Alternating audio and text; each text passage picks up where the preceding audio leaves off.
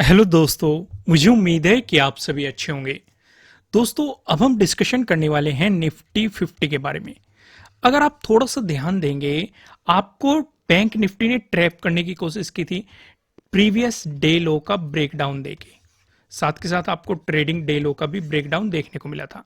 वहीं पे अगर आप निफ्टी फाइनेंशियल सर्विसेज में देखेंगे, वहां पे भी मार्केट ने आपको ट्रैप करने की कोशिश की थी प्रीवियस डे लो का ब्रेकडाउन देके। आपका एक एसएल हिट हुआ था अगर आपने दोनों में ट्रेड करने की कोशिश की होगी, चाहे बैंक निफ्टी में चाहे निफ्टी फाइनेंशियल सर्विसेज में। मैं आपको निफ्टी फाइनेंशियल सर्विसेज की वीडियो भी प्रोवाइड कराऊंगा, कल बैंक निफ्टी की वीडियो आ चुकी है। अब थोड़ा सा डिटेल में डिस्कशन करते हैं निफ्टी 50 के बारे में। थोड़ा सा इसे डिटेल में समझेंगे, सारी चीजों को समझने की कोशिश कीजिएगा। यहाँ पे मार्केट ने कोई भी ट्रैपिंग नहीं की। हमारे लिए इंपॉर्टेंट चीजें क्या थी यहाँ पे, अगर आप नॉर्मल तरीके से समझेंगे तो यहाँ पे हमारे लिए इंपॉर्टेंट था ये वाला जोन। ये क्या है? प्रीवियस डे लो। ये वाला जोन हमारे लिए इंपॉर्टेंट था। ये क्या है? Previous day high. ये वाला जोन हमारे लिए यहाँ पे इंपॉर्टेंट था। ये क्या है? Previous day closing. ये तीन लेवल्स हमें पहले से पता थे, इंपॉर्टेंट थे। मार्केट ने क्या किया, आपको प्रीवियस डे क्लोजिंग से ऊपर ब्रेकआउट दिया, प्राइस सस्टेन किया और ऊपर की तरफ मोमेंटम दिखाया। एक प्राइस एक्शन आपके लिए यहां पे बना था। अगर कोई यहां पे नहीं पकड़ पाया, फिर मार्केट एक साइडवेज जोन में चला गया और यहां पे एक पैटर्न बनाया, जो मैंने आपको चार पैटर्न बताए हुए हैं। ट्रायंगल वाले पैटर्न, ट्रेंड लाइन से मिलकर बना हुआ पैटर्न, पैरेलल पैटर्न। हमें यहाँ पे ये वाला पैटर्न देखने को मिला। ऊपर की तरफ आप देखेंगे मार्केट ने रेजिस्टेंस की तरह एक्ट किया, नीचे आप देखेंगे सपोर्ट की तरह एक्ट किया। अगर मार्केट इसका ब्रेकडाउन देता तो हम पहले तो ट्रेडिंग डे लो को पकड़ने की कोशिश करते। अगर मार्केट इसका ब्रेकडाउन देता तो प्रीवियस डे लो हमारे लिए सपोर्ट बन जाता। चीजें समझ में आई। लेकिन मार्केट ने इसका ब्रेकआउट दिया, ऊपर हमें एक ही रेजिस्टेंस नजर आ रहा है, इंपॉर्टेंट कौन सा? Previous day high. साथ ही साथ हमारे लिए ये भी एक रेजिस्टेंस जोन है। ये दो रेजिस्टेंस जोन मैं आपको काफी पहले से डिस्कस करता हुआ जा रहा हूं। फिर मार्केट ने आप देखेंगे यहां पे एक और सेटअप बनाया, आपको प्रीवियस डे हाई का ब्रेकआउट दिया, साथ ही साथ इस रेजिस्टेंस जोन का भी आपको मार्केट ने ब्रेकआउट दिया। तो यहां पे आपके लिए एक और सेटअप बना प्रीवियस डे हाई के ब्रेकआउट वाला। अगला जो हमारे लिए रेजिस्टेंस था वो था ये वाला रेजिस्टेंस जोन, और मार्केट ने यहीं पे टाइम स्पेंड किया था, क्योंकि आपको बताया गया था इस रेजिस्टेंस जोन का अगर ब्रेकआउट मिला तो आपके लिए अगला रेजिस्टेंस जोन ये बनने वाला है, और मार्केट ने इसकी रेस्पेक्ट की है। तो कितनी चीजों ने आपके लिए काम किया है। पहला सेटअप आपके लिए बना यहां पे, मार्केट प्रीवियस डे क्लोजिंग से ऊपर क्लोज हुआ और एक मोमेंटम दिखाया। दूसरा जो सेटअप आपका बना वो बना इस वाले पैटर्न पे, मार्केट ने इसका ब्रेकआउट दिया। साथ ही साथ मार्केट ने जो यहाँ पे ट्रेडिंग डे हाई बनाया था इसका भी आपको ब्रेकआउट मार्केट देता हुआ दिखाई दिया, लेकिन आपको यहाँ पे इस वाले पैटर्न के अकॉर्डिंग काम करना था। फिर जो अगला सेटअप बना वो बना, मार्केट ने यहाँ पे प्रीवियस डे हाई का ब्रेकआउट दिया, साथ ही साथ इस रेजिस्टेंस जोन का भी ब्रेकआउट दिया, टाइम स्पेंड किया। इवन किसी ने अगर ऑब्जर्व नहीं किया होगा, यहाँ पे मार्केट ने प्रीवियस डे हाई का ब्रेकआउट दिया है, अगर ये भी ऑब्जर्व नहीं किया, इस रेजिस्टेंस जोन का ब्रेकआउट दिया, अगर ये भी ऑब्जर्व नहीं किया, तो कोई बात नहीं, मार्केट ने यहां पे फिर से एक पैटर्न बनाया था, टाइम स्पेंड किया था और अपने प्रीवियस डे हाई के ऊपर प्राइस सस्टेन किया था, फिर ब्रेकआउट दिया था। इस तरह की अपॉर्चुनिटी बहुत ही ज्यादा बेहतरीन अपॉर्चुनिटी होती है, क्योंकि मैंने आपको समझाया कि अगर मार्केट किसी लेवल से पहले टाइम स्पेंड करके ब्रेकआउट दे रहा है या किसी लेवल से पहले टाइम स्पेंड करके ब्रेकडाउन दे रहा है, तो इस मोमेंटम में बहुत ही बेहतरीन मोमेंटम मिलता है और बहुत ही बेहतरीन एक अपॉर्चुनिटी भी कह सकते हैं आपके लिए बनती है। ये चीजें आपको समझ में आई होगी। अब मंडे के लिए किस तरीके से हमें कहां कहां पे फोकस करना है, उन सारी चीजों का हम डिटेल में डिस्कशन करते हैं, इसलिए मैं आपको 15 मिनट के टाइम फ्रेम पे लेके चलता हूं। अगर लॉजिक पसंद आ रहे हैं, आपको सेटअप पसंद आ रहे हैं, तो वीडियो को लाइक कीजिएगा। लाइक टारगेट है 5000 लाइक टारगेट, जल्दी से लाइक करना शुरू कर दीजिए और कमेंट करके बताना मुझे कि आपको एनालिसिस कैसे लग रहे हैं, आपके लिए कितने हेल्पफुल है। अब यहाँ पे कुछ चीजें हम यहाँ पे समझने की कोशिश करते हैं। अब जैसे कि मैंने आपको बताए हुए हैं, ये हमारे लिए दो इंपॉर्टेंट जोन थे। अगर हम देखें, आज से मतलब समझना है आपको, फर्स्ट को मार्केट ने इसी जोन पे रेजिस्टेंस की तरह एक्ट किया। फिर अगर हम 30 को देखें, 30 को भी इसी जोन पे मार्केट ने रेजिस्टेंस की तरह एक्ट किया था। फिर आ जाओ 25 पे, मार्केट ने पहले सपोर्ट दिया, ब्रेकडाउन देने के बाद रेजिस्टेंस की तरह एक्ट किया। फिर आ जाओ 23 पे, मार्केट ने पहले रेजिस्टेंस की तरह एक्ट किया अगर आप देखेंगे, फिर ब्रेकआउट देने के बाद मार्केट ने सपोर्ट लिया। फिर आ जाओ 22 पे, मार्केट ने यहाँ पे रेजिस्टेंस की तरह एक्ट किया, यानी कि मार्केट इस लेवल की रेस्पेक्ट करता हुआ दिखाई दे रहा है। तो यहां से हमें पहली चीज समझ में आ गई, कि अगर हम चाहते हैं कि हमें एक पॉजिटिव मोमेंटम मिले या पॉजिटिव साइड हम कुछ पोजीशंस ले, तो उस सिचुएशन पे इस रेजिस्टेंस जोन का ब्रेकआउट होना जरूरी है। पहली चीज हम ये नोट करेंगे। दूसरी चीज हम ये जानते हैं अगर मार्केट किसी रेजिस्टेंस जोन का ब्रेकआउट दे रहा है तो वो एक सपोर्ट की तरह एक्ट करेगा हायर प्रोबेबिलिटी में, और ये चीज हमने यहाँ पे देखी भी है, जब जब मार्केट ने ब्रेकआउट दिया है एक सपोर्ट की तरह एक्ट किया है। चीजें समझ में आ गई, क्योंकि ब्रेकआउट मिलते ही हमारे लिए सपोर्ट बन जाएगा। अब नीचे आ जाओ। नीचे मार्केट इस लेवल की रेस्पेक्ट कर रहा था, ये हमने पहले से ही देखा है कि पहले मार्केट सपोर्ट ले रहा था, उससे पहले आप देखेंगे रेजिस्टेंस की तरह एक्ट कर रहा था, ब्रेकआउट देके सपोर्ट ले रहा था, फिर ब्रेकडाउन दिया, फिर से रेजिस्टेंस की तरह एक्ट किया और अब फिर ब्रेकआउट दे दिया। तो इसका मतलब अगर हमें किसी सपोर्ट का आप देखेंगे ब्रेकडाउन मिलता है तो वो रेजिस्टेंस की तरह एक्ट करता है, या फिर किसी रेजिस्टेंस का ब्रेकआउट मिलता है तो वो सपोर्ट की तरह एक्ट करता है। तो नीचे की तरफ हमारे लिए सपोर्ट जोन ये हो गया। अब ये हमारी ट्रेड करने में हेल्प करेंगे, साथ ही साथ प्रॉफिट बुकिंग में हेल्प करेंगे, साथ ही साथ नई एंट्री बनाने में भी मदद कर सकते हैं। आइए अब सारी चीजों को थोड़ा सा डिटेल में समझते हैं।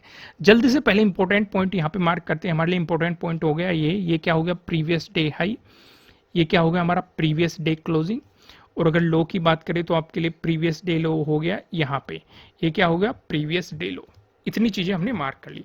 साथ के साथ हम दो चीजें और मार्क करेंगे, एक ये वाला रेजिस्टेंस जोन हमारे लिए और ये वाला सपोर्ट जोन हमारे लिए। इतनी चीजें हमने मार्क कर ली। अब यहाँ पे क्या करेंगे, चलो इन्हें तो आगे एक्सटेंड ही कर लेते हैं जिससे कि चीजें समझ में आ जाए। इन्हें मैं आगे ही एक्सटेंड कर देता हूँ, नहीं तो बार बार ड्रॉ नहीं करने पड़ेंगे, नहीं तो इस केस में बार बार आपको ड्रॉ करने पड़ेंगे, मुझे भी ड्रॉ करने पड़ेंगे। ये कर देते हैं, ठीक है, सेव हो जाएंगे। क्लियर है, समझ में आ गई सारी चीजें, हमने आगे एक्सटेंड कर दिया इन्हें। ओके, ठीक है, हो गया। अब यहां पे इसे समझते हैं। अगर मार्केट फ्लैट ओपन होके आपको पॉजिटिव मोमेंटम दिखा रहा है तो हमारे लिए पहली कंडीशन क्या रहेगी, मार्केट प्रीवियस डे क्लोजिंग से ऊपर रहे। दूसरी कंडीशन क्या रहेगी, इस रेजिस्टेंस जोन का ब्रेकआउट दे मार्केट, यानी कि इस रेजिस्टेंस जोन का ब्रेकआउट दे। तीसरी एक और कंडीशन रहेगी, प्रीवियस डे हाई से मार्केट ऊपर रहे। अगर ये सिचुएशन क्रिएट होती है तो उस सिचुएशन पे हमारे लिए एक हल्का सा रेजिस्टेंस यहाँ पे है। अगर मार्केट इसका ब्रेकआउट देता है, फिर आपके लिए रेजिस्टेंस इस जोन में आपको दिखाई दे रहा है, इसका भी ब्रेकआउट मिलता है तो आपको 24 का डे हाई देखने को मिलेगा, या फिर हमारे लिए इंपॉर्टेंट लेवल है 19,600 और 19,200। ये दोनों लेवल आप अभी तक नहीं भूले होंगे। 19,200 ये रहा, हम इन दोनों लेवल पे खास नजर रखते हुए आए हैं और फिर से हम नजर बना के रखेंगे। वहीं पे अगर मार्केट फ्लैट ओपन होकर नेगेटिव मोमेंटम दिखाता है तो जैसे ही प्रीवियस डे क्लोजिंग से नीचे चलना शुरू हुआ तो हमारे लिए पहला सपोर्ट यही वाला जोन है।